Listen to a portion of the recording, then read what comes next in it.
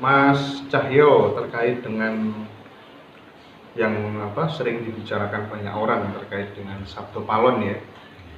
Sabdo Palon katanya nagih janji.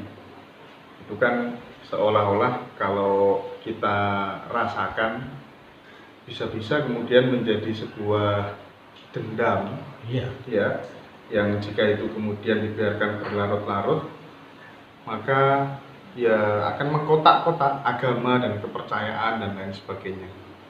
Pendapat panjenengan bagaimana itu sebenarnya?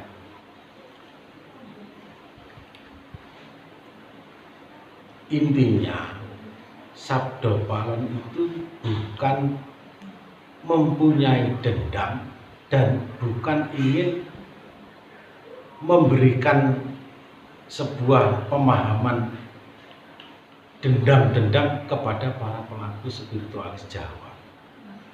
Jadi nggak ada itu Sabdo Palon kok dendam akan nagih janji, itu nggak ada itu.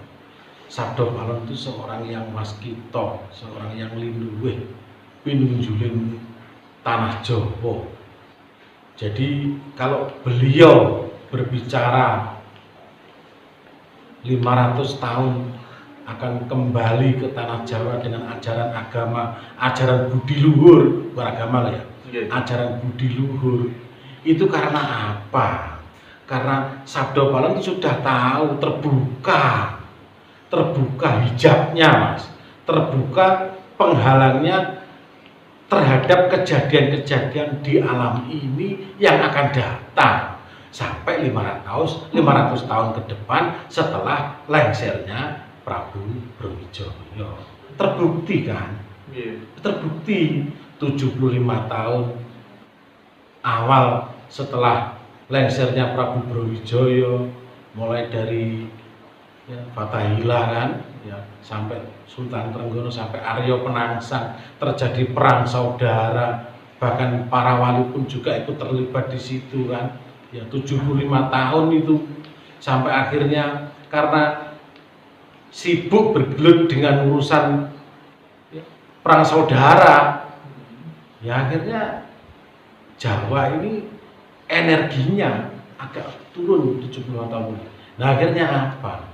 Ya unsur negatif masuklah bangsa luar, Portugis, kemudian Belanda kan 350 tahun dijajah Indonesia. Itu 350 tahun, berarti 350 tahun ditambah 75 tahun. Kemudian setelah kemerdekaan sampai 75 tahun kemarin ini, setelah kemerdekaan, apa yang dimiliki oleh Indonesia? Perang saudara. Bayangkan ya, sang proklamator sendiri akhir hidupnya ya kan, ya itu karena intrik-intrik dari perang saudara sampai akhirnya puncaknya di kemarin itu ada reformasi, ada pergolakan. Indonesia ini sudah parah, Mas. 500 tahun ini ibaratnya itu sudah yang gemah ripah jinawi, murah sandang, murah pangan, hancur sudah. Lah inilah yang dinamakan 500 tahun akan kembali dalam konteks apa? Yang satu jelas adalah dalam konteks spiritual. Spiritual yang apa kan gitu? Yang asli spiritual yang berjamus Kalimosodo. Maksudnya jamus Kalimosodo yang bagaimana? Inti ajaran dari Sabdo Palon yang dari Sang Hyang Resi Ismoyo, tanah Jawa asli, bahwa jamus Kalimosodo adalah kesatuan dari sedulur Kalimosodo itu kan ini kan limo sodo widriji, ya, kesatuan dari spiritual asli tanah Jawa, yaitu sedulur papat limo pancer. Sedulur papat itu ya, pancer roh sejati, sukmo sejati, ilmu kemanusiaan asli orang Jawa kan gitu. Itu nanti akan kembali Mas, menyelimuti apa kan gitu, menyelimuti baik agama, adat istiadat, budaya umumnya orang Indonesia, khususnya orang Jawa. Jadi yang dinamakan ajaran budi luhur itu bukan kembali ke ajaran agama Buddha, bukan, tapi budi luhur. Budi luhur itu yang bagaimana? Konteks spiritualnya jelas, keyakinannya jelas, dan peradabannya, hablum minannasnya, ya, hubungan antar sesama bangsa ini jelas, ada dasar rasa pangrasa dari ilmu jamu sekali mosodo di ya, sedulur sejati mau sedulur papat limo pancer. Sedulur papat limo pancer itu kan beda kan sama sedulur sejati. Nah, kalau berbicara sedulur sejati dan sedulur papat limo pancer, sebenarnya sedulur sejati itu bagian dari sedulur papat limo pancer. Nek sedulur papat limo pancer kuwi ana ning papat, yaiku kawah, ari-ari, getih, puser. Nek sedulur sejati iku apa itu kawah karo ari-ari.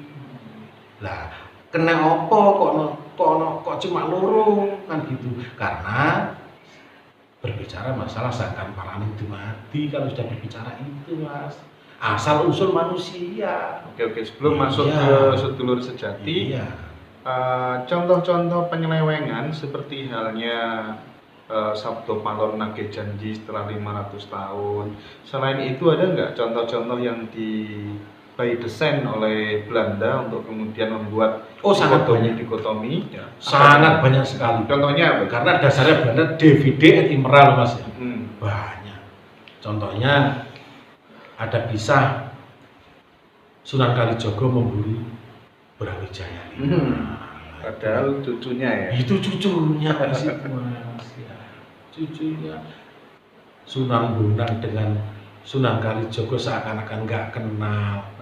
Itu sepupunya. Iya. Ada lagi di Jawa Barat kan? Ya. Kian Santang memburu Prabu Siliwangi untuk diselamatkan. Itu apa itu?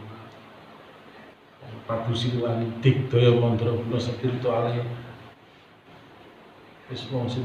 sangat-sangat dihormati oleh Kian Santang, dan Kian Santang sendiri lahir batin jelas keilmuan terhadap Prabu Siliwangi, jelas, nggak kok ingin mengubah, bukan. Jadi memang by desain By Belanda. desain. Iya Mas. Sebenarnya sosok Sabdo Palon itu siapa? Kalau berdasarkan kacamata sejarah, kan dari Sabdo Palon itu kan gelar Mas. Sabdo Palon itu intinya itu sabdo itu omongannya, dawuh itu digugu lah kan gitu ya. Itu gelar. Kalau aslinya kan Grojogan Sewu. Grojogan Sewu. Makanya air terjun di Jawa Tengah itu dinamakan Grojogan Sewu itu karena tempat bertapanya Grojogan Sewu.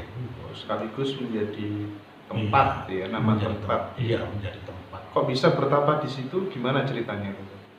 Kan bertemu dengan Ronggo Seto. Oh, bertemu dengan Ronggo Seto. Ya. Grojogan Sewu belajar kepada Ronggo Seto. Iya, pada Ronggo Seto.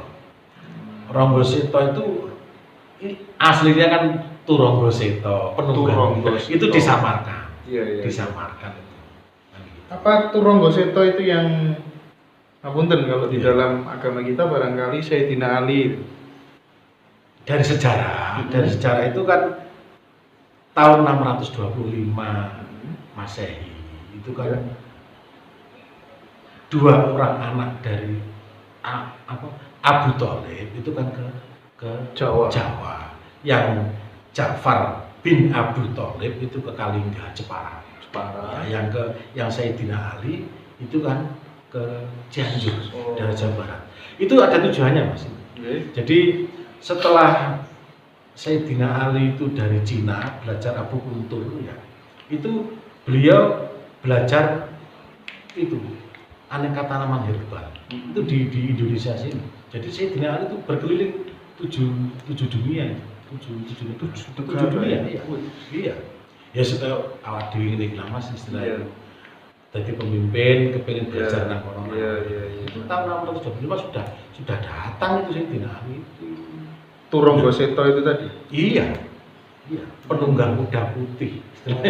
Turonggo Seto itu Sayyidina Ali. Nah, karena apa kan gitu? Kan ya harus jelas ya. Jadi setelah apa? Akhirnya kan dua peradaban kan yang menjadi murid dari Sayyidina Ali kan. Kalau di tanah Jawa Barat, Pasundan kan Kian Santa. Kalau di Jawanya Sabto Palon itu. Saya itu jelas itu juga berguru loh Mas kepada Turonggo Seto. Kepada Sabto Palon. Sabto Palon. Iya. Sabto Palonnya. Saya itu jelas. Murni orang Jawa dia. Iya. Jadi sesi jenar itu kalau istilahnya belegere itu dibelegerkan kan seorang Arab sebenarnya itu sesi jenar itu orang Jawa penganut kepercayaan kebatinan murni Jawa. Kebatinan murni Jawa bukan beragama agama tapi kebatinan asli Jawa. Itu murid-murid dari Sabto Palon. Terus sekarang setelah berbicara Sabto Palon, apa mungkin juga sanatnya penghayat kepercayaan sedulur sejati, kawruh sedulur sejati itu juga sampai ke Sabto Palon? Harus, dan itu benar. Betul ya? Betul sekali. Ceritanya pas dapat perintah untuk bertapa itu atau gimana? Wejangan pertama Resi Ismoyo dulu toh Mas. Resi Ismoyo kepada Sabto Palon adalah Jamus Kalimosodo. Nah, Jamus Kalimosodo ini ilmu Brahmo, kan gitu toh Mas? Brahmo, Ibrahim, Abraham, ngilmu Brahmo. Itu apa? Jamus Kalimosodo dalam konteks ilmu kemanusiaan yang berketuhanan dan menjalin hubungan dengan manusia. Itu laku Ibrahim, Jamus Kalimosodo ini kan spiritual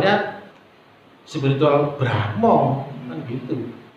Jadi dari Brahmo tadi. Ya berarti kan pencetus pertama itu kan Sabto Palon, SS itu kira-kira sedulur sejati itu atau gimana? Kok terus kemudian muncul nama ini sedulur sejati gitu? Gimana itu? Sekarang kan kalau organisasi kemasyarakatan misalnya kalau kan ada gini, kalau masalah kawruh Jawa dan ada nama ini pengembangan. Oh gitu. Pengembangan, ya. Tapi sebenarnya konteks dari spiritualnya sendiri tetap Jamus Kalimosodo. Intinya sama, cuman ada pengembangan. Bahwa intinya adalah sedulur papat limo pancer.